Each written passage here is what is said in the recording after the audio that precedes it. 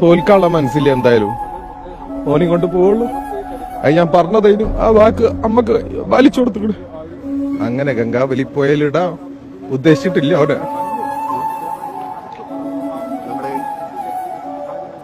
ഞാൻ അപ്പളേ പറഞ്ഞു ലോറിക്ക് അധികം പരിക്കുണ്ടാവൂല, ക്യാബിന് അധികം പരിക്കുണ്ട, ചിന്നിച്ചിതറൂല.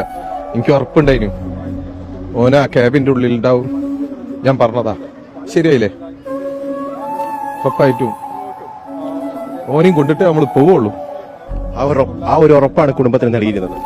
അതെ, അർജുന്റെ അമ്മയ്ക്ക് നൽകിയ ഉറപ്പ് പാലിച്ചു. ഞാൻ അവിടെ എത്തിക്കൂ.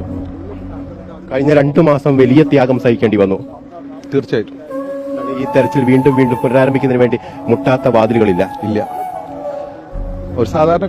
ഒരു സാധാരണക്കാരനെ കൊണ്ട് എത്ര കഴിയും അതിന്റെ പരമാവധി നമ്മൾ ചെയ്തു.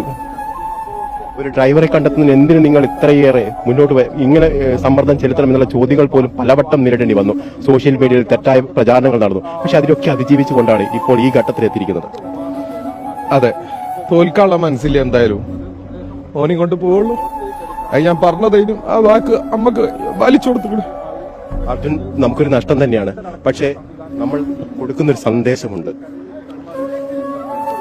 ഒരാള് ഉറച്ചൊരു കാര്യത്തിന് ഇറങ്ങിയാല് അത് സാധിക്കും. അതിന്റെ കൂടെ ആരുണ്ടായാലും ഇല്ലെങ്കിലും അത് സാധിക്കും. അത്ര ധൈര്യത്തിൽ നിന്ന, ആത്മവിശ്വാസത്തിൽ നിന്ന